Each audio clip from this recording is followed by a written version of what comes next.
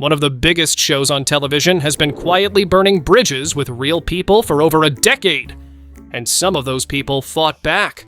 Rick and Morty doesn't just mock fictional characters. It goes after real celebrities, real companies, and real belief systems. And unlike most shows that do this, they don't apologize. Today, we're going through the real people whose egos took the biggest hit from this show. Some of them laughed it off, some of them didn't. And one of them, we'll get to this near the end, tried to take the whole thing down. Stay with me, because the last entry on this list is the one nobody saw coming. Rick and Morty has a type when it comes to who they target. Powerful men who think they're the smartest person in the room. Sound familiar? In Season 6, the show introduced a character called Rick Prime, a version of Rick who abandoned his family for pure scientific ambition. No empathy, no emotional intelligence, just raw, unchecked ego dressed up as genius. A lot of fans noticed the parallels immediately. The character mirrors a very specific cultural archetype. The tech billionaire who believes disrupting civilization is the same thing as saving it. Now, the show never said this is Elon Musk. They didn't have to. The internet connected the dots within 48 hours of the episode airing. And here's where it gets interesting. Musk had been a vocal Rick and Morty fan for years. He referenced the show publicly, he tweeted about it, he used its language. So what happens when your favorite show turns the mirror on you? Musk went quiet on Rick and Morty right around the time these episodes dropped. No more public praise, no more tweets. For a man who never shuts up about anything, that silence said everything. The show didn't just poke fun at him, it reframed the entire lone genius mythology he'd spent years building around himself. And that's a very different kind of insult. It moves us perfectly into our next entry, because Rick and Morty doesn't just go after individuals. Sometimes it goes after entire industries. This one isn't about hurt feelings. This is about a corporation getting completely outmaneuvered by a fictional scientist. In Season 3, Episode 1, Rick mentions McDonald's Szechuan dipping sauce, a promotional sauce from 1998 tied to the movie Mulan. It's a throwaway line. 30 seconds of screen time, tops. What happened next was one of the strangest corporate crises in fast food history. Fans immediately started demanding McDonald's bring the sauce back. McDonald's, sensing a PR moment, announced a limited re-release in October 2017. They produced almost no sauce. At one location in Tennessee, a near riot broke out when they ran out within minutes of opening.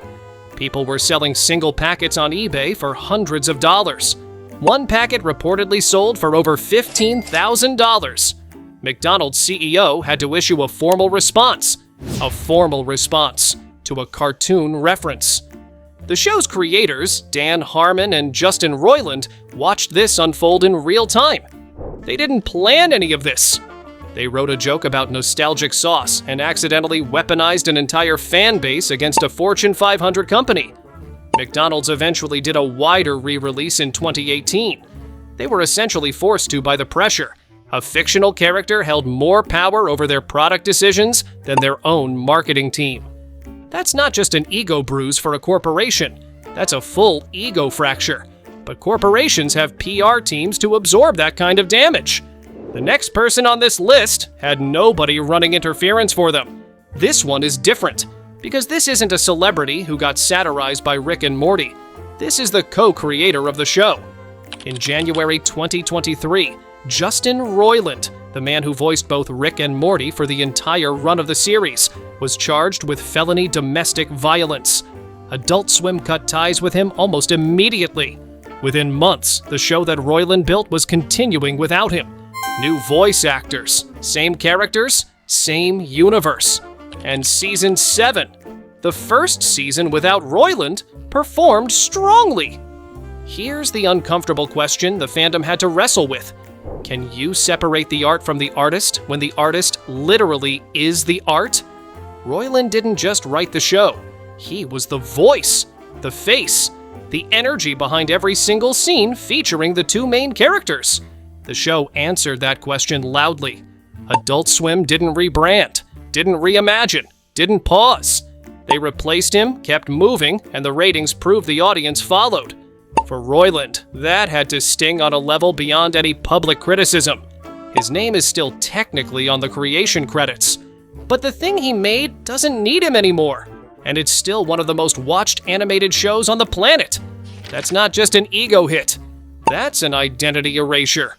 Which brings us to someone who had their identity completely dismantled by the show, someone who didn't even know it was coming. This section might be the most brutal one on the list, because the target wasn't a celebrity. It was the audience. By season 3, Rick and Morty had accumulated one of the most passionate, self-identified fan bases in modern television. The I'm Pickle Rick episode aired in August 2017. It was huge, memes everywhere, merchandise within weeks. And then something strange happened.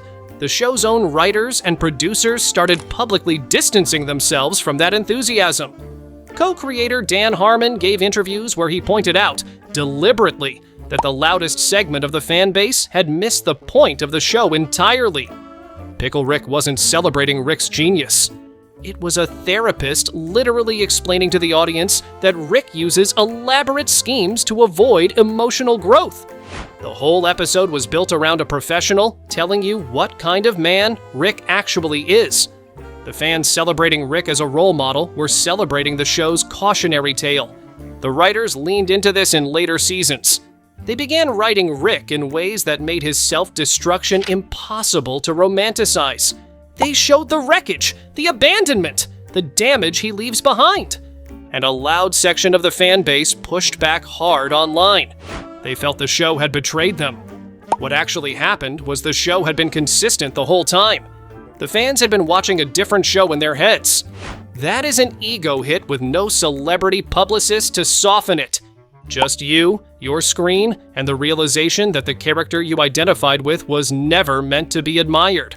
That kind of reckoning sets up perfectly for our final, and most significant, entry.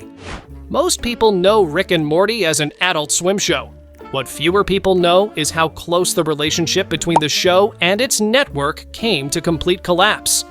Dan Harmon has been open about the fact that the gap between seasons, Season 2 ended in 2015, Season 3 didn't return until 2017, wasn't just creative, it was a negotiation battle.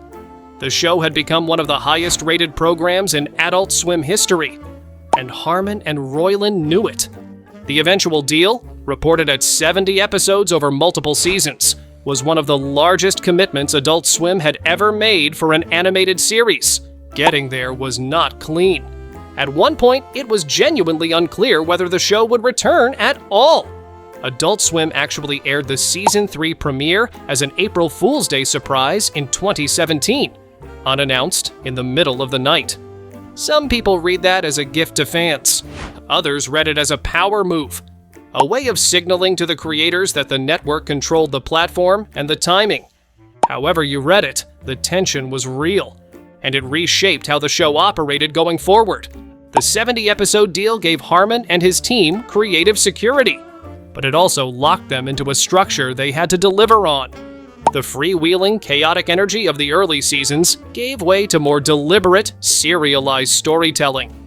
Whether that's better or worse is a conversation the fandom still has loudly, but the network ego, the creative ego, and the audience ego all collided in that gap between seasons. And the show that came out on the other side was different. Not worse, just different. And shaped by a fight most viewers never saw. So whose ego was most hurt by Rick and Morty? The honest answer isn't a celebrity. It's not a corporation. It isn't even the co-creator who got written out of his own show. The biggest ego bruise went to the portion of the audience that built an identity around a character the show was quietly warning them about the entire time. Corporations recover from bad press. Celebrities move on to the next project. But when a show holds up a mirror and you don't recognize what you're looking at, that sticks. Rick and Morty has been doing that since Season 1. The chaos, the nihilism, the genius with no warmth. It was never a blueprint. It was a diagnosis. The people who felt most attacked by the show's later seasons weren't being attacked. They were being asked a question the show had been asking since the pilot. Most of them just hadn't noticed. So here's what I want to know from you. Which Rick and Morty moment hit closest to home for you? And did you see it as a joke or something more? Drop it in the comments. And if this video landed for you, the next one is going to go even deeper. We're breaking down every time Rick and Morty predicted something in real life before it happened. And some of those predictions are uncomfortably accurate. That video is right there. Watch it now. It's more complicated out here. These are flurbos. Do you understand what 2 humans can accomplish with 3,000 of these?